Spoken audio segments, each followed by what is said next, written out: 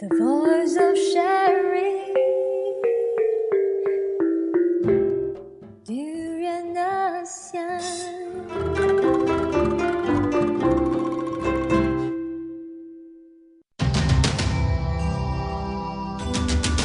ASEAN Breakfast Call. First and foremost news from Southeast Asia. Hi, this is Arlene, and you are listening to Durian ASEAN, the voice of discovery and sharing. Hi, this is Gowri. Welcome back, everyone. It's a Monday morning today, and we are back with more news to share with you. From Southeast Asia, definitely. The first news of today, well, it's not really a news to me, but it is a news to Gowri. Is it? What is it about? It is about football. Unfortunately, I don't watch football.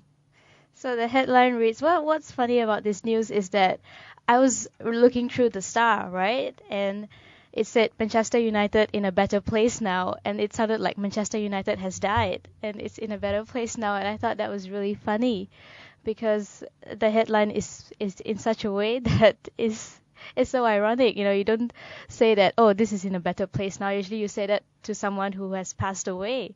So What happened to the team? what happened is that they have been trying to recover since Alex Ferguson left, and they have changed two managers right now, and they will have to see what's gonna happen to them because no one can tell. You know, everyone's hoping that they are gonna improve, they're gonna get to the top of the table, but we don't know if that's gonna happen yet. Mm-hmm. I don't know anything about it, and I'm not going to give comment about it. Well, but I do want to give comment on the next news, a news that is a bit odd. This is the first time I ever heard about it, in fact. It's the news about President Susilo Bambang Yudhoyono. He has been conferred the Order of Temasek, or First Class, by Singapore President Tony Tan Keng Yam in a ceremony at the Istana Presidential Palace. I didn't know there's an Istana in Singapore. And this is also Singapore's highest recognition for foreign leaders, and it was presented to him by Singapore President, of course, Tony Tan Keng Yam on Wednesday. It's interesting because I never knew. I never knew that Singapore has such an honor given to any leader, and this is the first time I ever heard a Southeast Asian leader is being conferred to such the highest honor possible. According to Channel News Asia, Dr. Yudhoyono was lauded for his foreign policy that emphasized on ASEAN unity. So that's why they were so impressed with him and presented this honor to him because of his efforts in ASEAN. And ASEAN is becoming a very, very hot topic recently, and especially with what's happening next year. A lot of people are still not aware of what's ASEAN 2015, what is ASEAN all about, how many countries are in ASEAN. And for Indonesia, Dr. Yudhoyono has already been having his policies to increase the awareness, to encourage the ASEAN unity. But what are we doing here in Malaysia? In Malaysia, I'm not really sure. Although I do know that in Malaysia, a lot of our sultans and kings, they always confer, all these datukship or titles to a lot of the leaders in Malaysia. It's quite interesting that Singapore is also doing the same. And in this article by Channel News Asia, Dr. Yudhoyono, we always call him SBY or Susilo Bambang Yudhoyono, was lauded for foreign policy that emphasizes ASEAN unity. In international fora such as APEC, G20, and the United Nations, his initiatives and pronouncements have raised Indonesia's stature and strengthened ASEAN voice in world affairs. And I couldn't agree more on this. From what I see, without the transition from the previous presidents to Yudhoyono, we wouldn't have such a strong democracy, and Jokowi wouldn't have the opportunity to win the election because he set up this strong platform where democracy is part of Indonesia future and present. In the past, when you talk about democracy, you won't necessarily You would never go back to Indonesia. You won't for that. associate with Indonesia because their famous past president Sukarno, there's no match for them. They are very much revered. They are like the Dr. Mahathir of Malaysia. I would say Dr. Mahathir of Malaysia.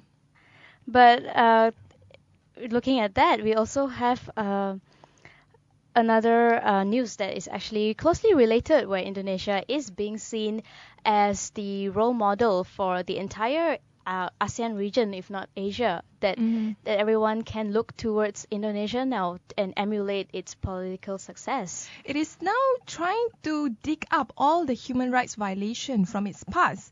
The Constitutional Court was hearing an appeal by the losing presidential candidates, which is, we all know, Prabowo, a former army general and son-in-law of Indonesia's former dictator, who charged that the election last July had been rigged and should be overturned. But when the justices issued their ruling denying the appeal last month, something strange happened. The losing candidate grudgingly accepted defeat. That is very surprising coming from Prabowo, because we saw what a hard-headed person he was. He was so sure about winning the elections, and he said, if I didn't win, I'm going to fight for it. I am the rightful president for the country. And he was saying... as in Prabowo, not me. No. I'm not going to be the president of Indonesia. And yeah, but now he just accepted defeat. He's like, oh, okay, I lost, so... yeah, you guys can carry on, and that's very surprising. In fact, we were following the Indonesian presidential election very closely. A few rounds of debates. In fact, it was a live TV debate happened, and we can see the interesting vigorous attitudes of both of these candidates, and it's really admirable to see Joko Widodo and Prabowo, stating their issues up front. But the most interesting part of this presidential election is not just about the debate. It's about how much they try to get close to the people, and they try to show that they are very in tune with all the different policies, including education, religion, economy, especially economy, after a very slow economic growth under the SBY's leadership. But another interesting point is, as much as the crowd, the supporters of both presidents are very much into their presidential candidate, never once they actually threaten the public or kill anyone, and that is something that is admirable. In fact, a lot of the foreign correspondents were expecting some sort of riot, just like what you would see with Sukarno and Suharto era, where there's a lot of riots going on. And well, there was a little protest, but not a major scale until it was a real riot or anything. Well, protest is something that is common in Indonesia. It's not really a bad thing. When I still remember one time I was in Indonesia for quite a long time, there were a protest happening, but it's not to the extent where you feel so scared. Actually, it will be encourageable for people to participate and witness. It shows that the democracy there is quite vibrant. And speaking of protest, there is another country which is also struggling to protest, which is Thailand. And according to the same article here at New York Times, they are just comparing a little bit between the situation in Indonesia, in Thailand, in Philippines. And we all know in Thailand, the military, of course, took over from a democratically elected government, and they've been trying to restore since then, but that has not been successful. And General Prayut Chan-o-cha has elected himself as the new Prime Minister of Thailand. And also looking at Philippines, their president is also trying to go for a second term, which is not allowed by their constitution. So with all these different struggles that's happening all over Southeast Asia, it's a relief to look at how Indonesia is doing, and it gives us a positive hope. Interestingly, a lot of the country in Southeast Asia are still being ruled by one-party system. You can see in Indonesia. In Malaysia, it's still dominantly a BN ruling political processes. in Vietnam, it's a one-party communist system, the same with Laos and Cambodia. Although Cambodia is not a communist state, in Myanmar, it's still very much being governed by the military, although they are trying to transit towards democracy. And Thailand, as we all know, it has been pushed 2 steps backwards, or maybe 10 steps backwards towards militarization of its politics. And it seems like only Indonesia is the beacon of hope when it comes to democracy and freedom of speech. And probably we have a beacon of hope here in Malaysia as well. A lot of articles have been written over the weekend about the repealing of the Sedition Act, which we also highlighted a lot last week because it's such an important thing heading towards a real democratic nation where the Prime Minister promised to demolish the Sedition Act, but it's still there and a lot of people have been charged. I mean, it's great that we have a healthy opposition in this country because you want the government to have some sort of a competition. Otherwise, they may get too complacent and not deliver their job. In fact, later on, the Secretary General of Pro-Ham will be speaking with us on the Sedition Act, and it will be interesting to see his point of view on whether we should repeal the Sedition Act or not. So to move on to another interesting news is about ASEAN seems to be catching up with EU. And the 10-member Southeast Asian regional grouping, ASEAN, is likely to emerge as a rival even to developed economies in the European Union if it can accommodate structural and cultural changes during the economic integration that will begin next year, a scholar at the ADB Institute has said. It is interesting that ADB, or ASEAN Development Bank, as you all know, ADB is actually initiated by the Japanese people and the Japanese government and the ADB institutes. It is closely monitoring ASEAN, and it sees that ASEAN will be catching up with EU by 2030. How old will you be in 2030? How old will I be? Is that a trick question? It's interesting because we always, when it comes to regional organization, we always see EU as the best, the creme de la creme, the prime example of how a regional organization should be run. And it shows how efficient and effective it is. It has its own currency, it has a few institutionalized court and parliament, and in fact, in order for it to either accept or not accepting a member country, it needs the legitimization of all the EU country, and it's not an intergovernment organization like in ASEAN. It's actually very much a bottom-up organization. Its legitimacy is because it has the support of the EU people, and that's the main core backbone of EU. It's interesting that ADB is looking at ASEAN as the future regional organization that will be catching up and in fact moving forward, being better than in European Union. And the dean of the ADB Institute also said, I think ASEAN has a very high growth potential, and if this growth continues at this rate, ASEAN countries will actually catch up with the EU by the end of 2030. And if you look at it, some of the areas that he did the study highlights 4 major issues, which is enhancing macroeconomic and financial stability, supporting equitable and inclusive growth, promoting competitiveness and innovation, as well as protecting the environment and managing natural resources. As you know, the ASEAN++, ASEAN definitely is moving towards a free trade zone, having a lot of its population, in fact, is like catching up towards 1 billion. And due to that, a lot of really big companies, including Xiaomi, we discussed about it last week, is eyeing emerging economies in Southeast Asia.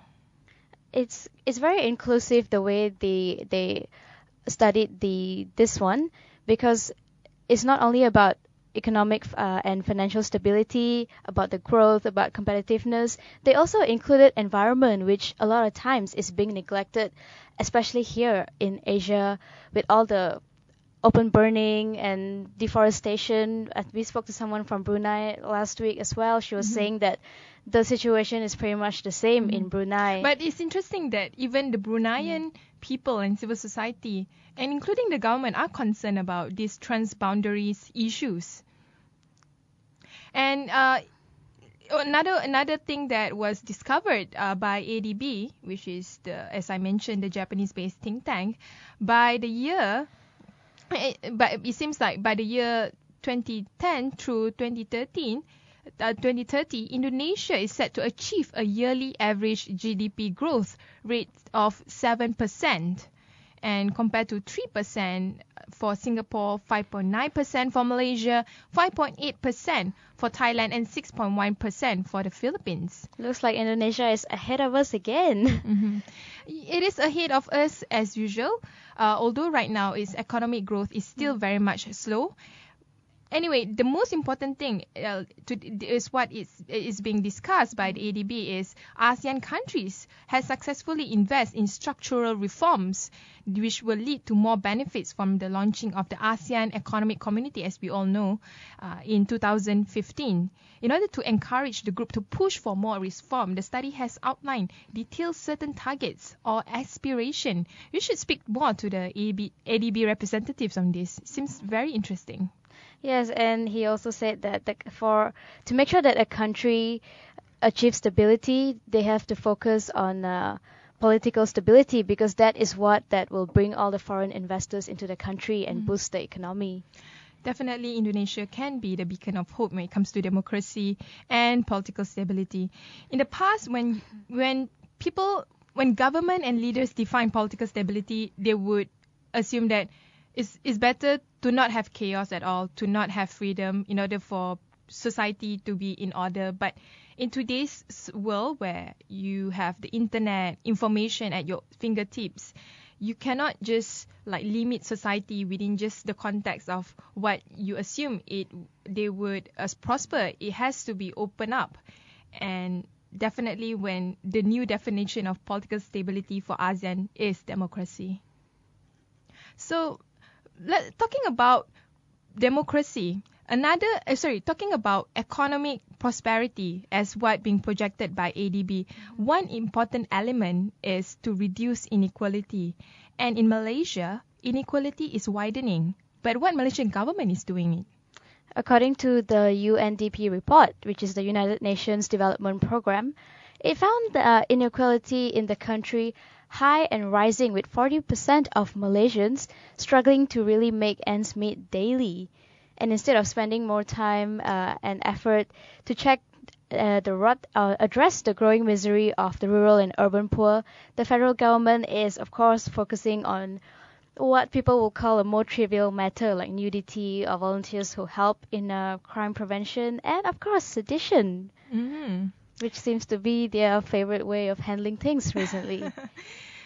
Seems like Sedition Act has been replacing the last ISA Act that our past Prime Minister used to use it quite frequently. There are a lot of articles that when you read the comment section, you see some people are against Sedition Act, but there are also a huge amount of people who are not only supporting the Sedition Act, they also want ISA to be brought back because they think that is the only way to maintain the peace and harmony in a multiracial country. As I mentioned earlier, the new definition of political stability shouldn't be about repressing freedom.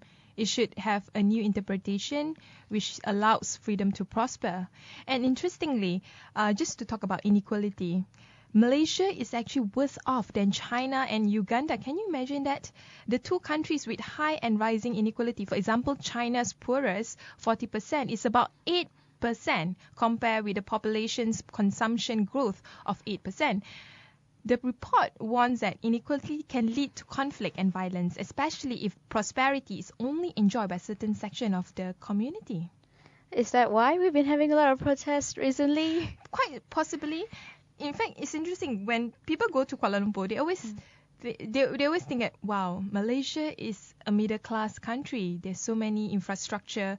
But that's just in the urban area. If you just drive across, straightforward across either the northern part or the southern part, if you go to the kampong area, you go to the area where it's just mainly small towns, you wouldn't see that many development. In fact, people there earn very little. When we talk about 900 ringgit minimum wage, to them is considered a good money. And apart from that, it also notes that Malaysia had in place in policies that have helped address the inequality, but it seems like it's still not really that effective. It's not really effective. Malaysians the richest Malaysians are very rich, and a lot of them have topped the Forbes billionaire list and Forbes richest ASEAN or Asian list. And it seems like if we have more and more billionaires, it's a sign that more and more wealth is concentrated to a very few, and a lot of the people, they only get peanuts. And it's not very healthy in a democratic country, because you want everyone to have an equal say. To have an equal say is to have an equal opportunity, and not a very and to reduce the income gap as well. The main issue here would be their priorities, because when, of course, the government has a lot of issues to take care of, to address, but then it's very important how they prioritize it, because if they just go around catching people for nudity, for volunteering and all, there's a lot of other things that's also happening in the country, like snatch thief is probably one of the biggest crime in the country, as well as rape. And remember when that one girl was raped by over 30 other men, what happened to them? We don't hear anything being done about that, as much as we hear about the PBS in Penang, as much as we hear about how sensationalized the couple who were semi-nude, they were photographed. And there's this conflict of priorities, and that should be addressed first. Social issue aside, economic issues also matters a lot. As much as we want to debate about the new economic policy, whether it favors certain races, we have to understand that a lot of the economic policy that Malaysian government has embarked focuses a lot on the idea of growth, but growth in a sense that it forgets the idea of sustainability, the idea of redistributing wealth towards those who are more vulnerable or less able to be in that that in group or that elitist group. And a lot of the economic policy of the government also focuses more on very few number of population of the country. That's the reason why when it comes to wealth, it is very much concentrated to the extent that if you're not well connected, you are not in the in group. And this also goes back to the brain drain that's happening in this country, with a lot of people leaving because they feel like some policies are not fair to certain groups of people, and they're not being appreciated. There was also a lot of news written about how a lot of high-scoring SPM students were not given a place in our local universities. Or they were given the wrong field, just because they are of a certain race. And it's very mind-boggling that Malaysia ranked 62 out of 168 country, and we need to address this high inequality. Another country right now that is also facing problem, but not when it comes to inequality. This is about security. I'm talking about Vietnam now. Vietnam building deterrent against China is in dispute seas with submarines. So it seems Vietnam will soon have a credible naval deterrent to China in the South China Sea in the form of Kilo-class submarines from Russia, which experts say could make Beijing think twice before pushing its smaller neighbor around the disputed waters.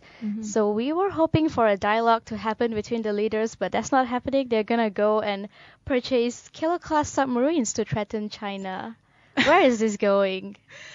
When you talk about submarine, instantly I think about that French submarine that could not submerge. I think about Yellow Submarine by the Beatles. But it's interesting to see that the conflict for the South China Sea is escalating instead of reducing in sizes, even though there were volunteers by the US, Indonesia. In fact, Malaysia and Singapore, we are very much neutral on this. We hope that there will be peaceful negotiation happening between Vietnam with China on the South China Sea, including Philippines as well. Although Philippines is very much pro-US when it comes to its policy towards the South China Sea. Another interesting comment being given by Colin Koh from the Singapore's School of Rajaratnam says that sea denial means creating a psychological deterrent by making sure a stronger naval rival never really knows where your subs might be. But we don't really want to go for this kind of approach, especially with the ASEAN unity happening next year. We want to minimize on resorting to violent, intimidating approaches. We want it to happen through peaceful talks, happen as diplomatically as possible. But it seems China is not backing out. They still want to intimidate Vietnam. Philippines has already gotten their strong defense. They got the US to intervene, and they have their military base. And now Vietnam is resorting to the similar way, and that's just not how things are supposed to be done here. Especially in Asia, we're supposed to be nice, friendly people, and we wanna. Oh, you think so? I believe so. And it can probably, like you said, the EU has volunteered. Jokowi has volunteered to be the mediator for this issue. So probably Vietnam should relax a little. They are, of course, worried about the security of their country, but still try to go for a dialogue approach if possible. A dialogue, and I think the main point of this peaceful negotiation is to have the code of conduct. That's the main important piece of agreement, so that people can understand. If you don't agree with the code of conduct, then that means that you don't agree with the law of the land. That's all from us today. Today we have a lot of interesting news. Yes, we do, because it was the weekend and we have to update them on a lot of things. Mm-hmm. We hope that you enjoy our news. Follow us on Facebook and Twitter. Subscribe to our YouTube channel, and also download the TuneIn app and tune to us on your mobile phones anywhere. Mm-hmm.